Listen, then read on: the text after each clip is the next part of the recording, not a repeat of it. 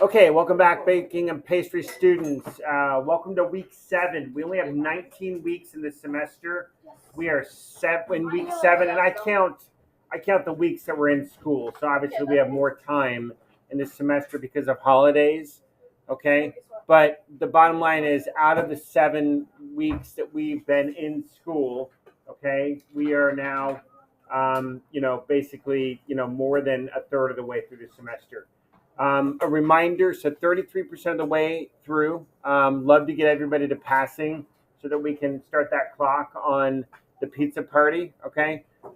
Your learning targets are on the screen. A reminder that 10:13 next Sunday night at 11:59 p.m. is your first term 1 grade pull that happens, okay?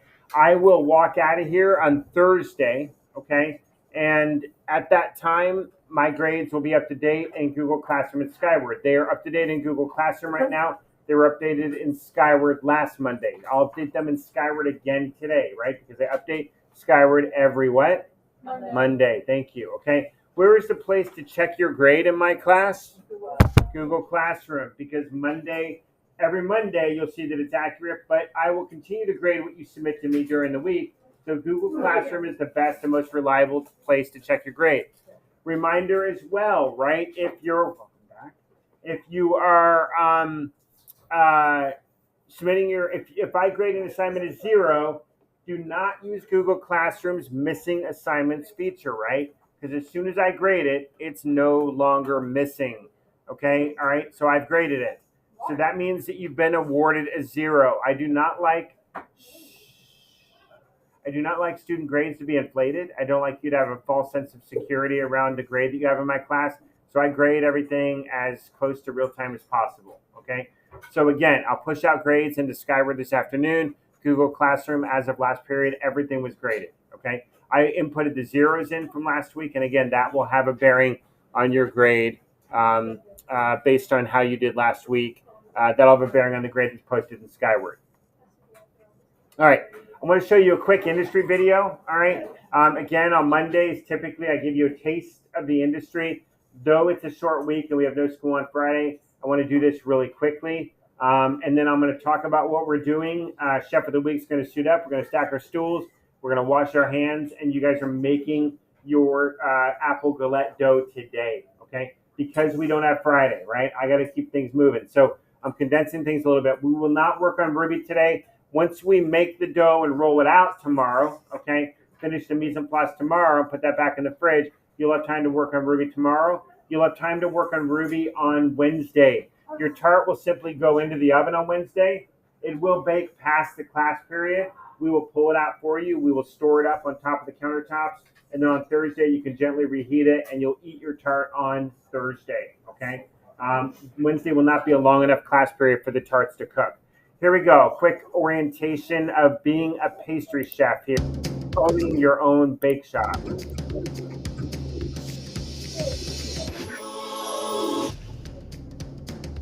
I'm 19 years old and I want to be a pastry chef. I own Palmer's Sweetery in Maplewood, New Jersey, and we focus on a little bit of sweet and a little bit of savory. Butter, sugar, flour, eggs. Butter, followed by eggs. I would guess like 80 pounds of butter are used in a pastry shop. This week we went through 130 pounds of butter so far, and we haven't hit the weekend yet.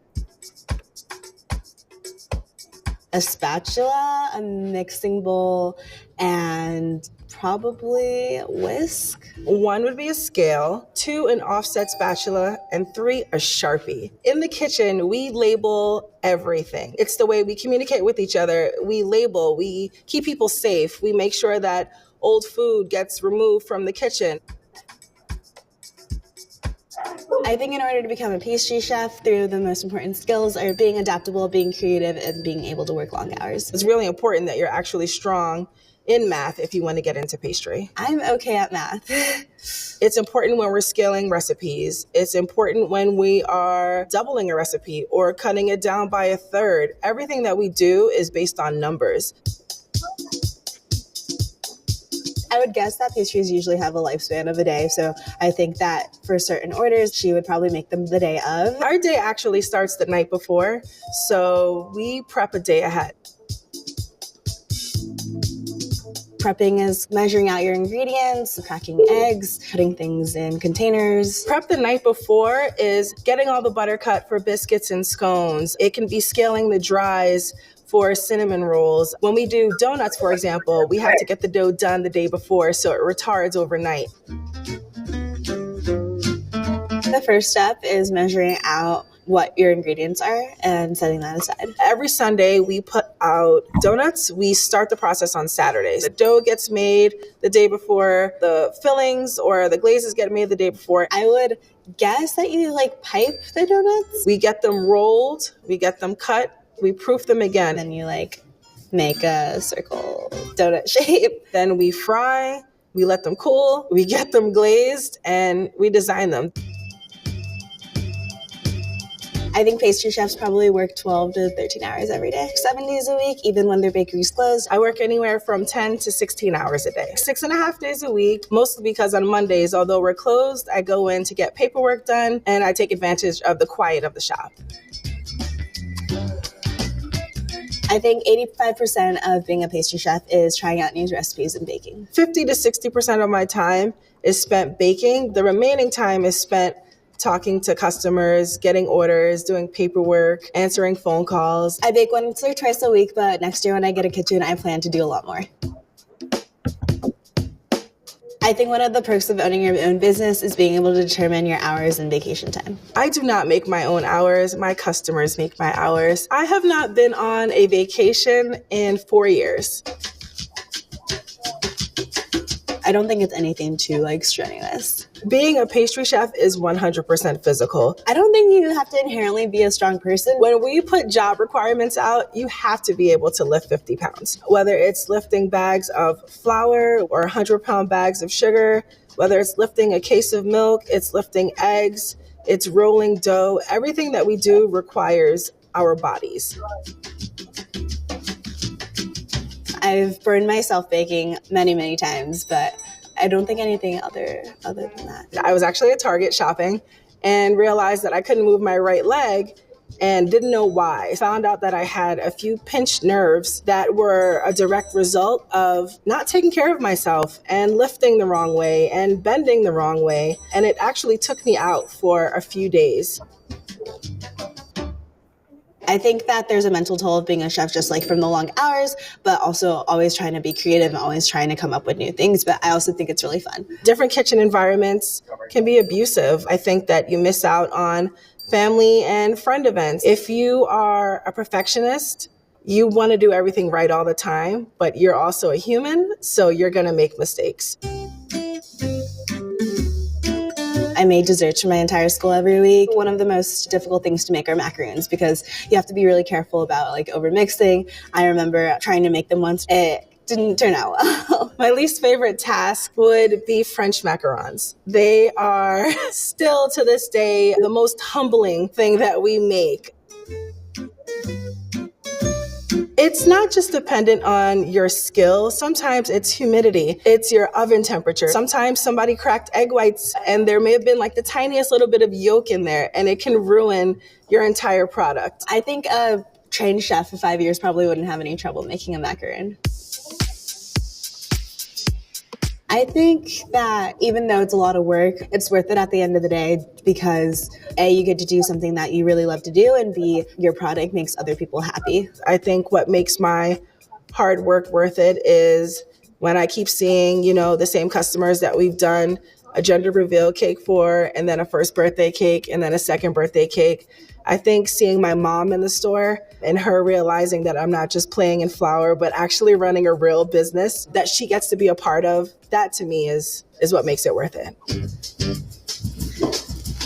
Hi, I'm Maggie. Nice to meet you. I'm Kia. Nice to meet you. I own my own bakery. So what do you want to know? What do you think is the most challenging thing of having your own restaurant? Once you open your own place, you're it. So you're the dishwasher, you are the toilet plunger, you're the accountant, you are everything in one. But it's awesome because you get to call the shots, you get to have things the way that you want them to be, and you get to kind of see your dream come to life. So tell me about yourself. Why are you interested in pastry? I actually came from a really small high school in California. I started volunteering in my school's kitchen. Did that once, twice every single week. I also did like Sunday breakfast where we made pancakes for the entire school every Sunday. Oh, so you're like a professional now. Oh, that's awesome. What has been like your favorite place that you've worked at? I would have to say it would be 11 Madison Park because it was my first professional experience. I'm actually working there this summer. Do you have any like advice or like tips for being in that environment? If you show up with a positive attitude, ready to work, keep your head down, pay attention, take notes, coupled with a great environment, you'll be fine. So I actually bought you some treats from my shop. Oh my I want God, you to give it yay. a try and tell me what you think. Okay, great. So in here, we have some of our crispy treats. Ooh, Cheers. cheers. They're so good. Thank you. Marshmallow butter. That's it? But yeah, just a little more developmental flavor. So I just melt it. All right. So, quick overview, just looking into the life of being a business owner, bakery owner. All right, what I want to do, your learning targets are already up on your whiteboards. All right, so we will learn about basic baking pastry skills, and we're going to focus on the rolling technique today. That's what we're doing. So, actually this week, so you won't roll it out today. You'll make the dough today. Hang tight, hang tight. Your objective is this, right? You're going to measure the dry ingredients that are required today. You got flour, you got sugar, you got salt, and then you got butter. You're going to scale your butter. You're going to 1/4 inch dice it. I'm going to show you a quick video. All right, here's what's going on in week 7. After you wrap up the measuring quiz number 3 this week, basically you have a slat for your lab and a slat for Ruby. That's all you do every week unless you're chef of the week. And then you do your chef of the week. Otherwise, that's all you're doing in this class from here out after the third quiz is completed. All right, you got baking and pastry unit number 5 that you're doing. We should be in the baking and pastry course. Should be 1 and 2 and 3 and 4 should be complete. All right, and this is the deal today. This is your objective. Keep the butter cold. Work with ice water, okay? The water needs to be cold. Do not overhandle the dough, okay? All right, I appreciate that some of you are taking notes. That's great, okay? So don't overhandle the dough. Tomorrow when you roll it out, you just want to barely get it sort of formed, and then we're going to put it right back in the refrigerator, okay? You'll finish your mise en place tomorrow, and then we'll bake them on Wednesday. So again, you're going to work with chilled butter that I'll pull out in a minute. You're going to work gently with it, and I'm going to show you a video now that demonstrates exactly how to do, all right, this particular dough by Alice Waters here.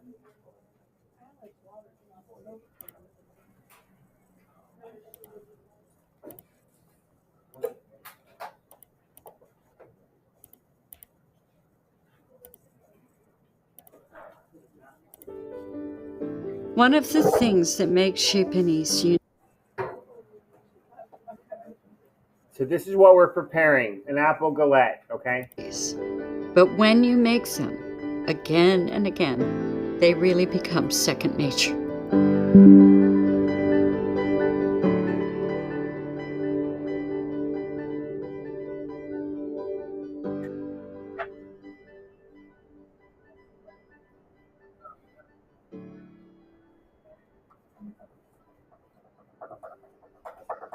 It is really a treat to watch our pastry chef, Carrie Lewis, make this dough with ease and skill. Carrie has the flour, salt, and sugar pre-measured. See how she sheets that dough, or the butter. She takes a 1/4 inch by 1/4 inch by 1/4 inch diced butter, and she flattens it with her hands. All right, so we end up with this laminating effect, this layering effect, okay? Watch what she's doing. Listen. Watch what she's doing. Just watch the screen. Watch our pastry chef, Carrie Lewis, make this dough with ease and skill. See that? Carrie has the flour, salt, and sugar pre-measured in a bowl. The sweet butter is cut into 1/2-inch cubes and chilled. She is gently coating the butter with flour and pressing it into flat pieces. Carefully drizzle in 1/3 of the ice water, stirring with a large fork. You want to integrate it completely before adding any more. Continue to drizzle in water and work it in with a fork. You want to toss the mixture, not mash it. Carrie is pressing the dough very gently together to test if she has added enough water.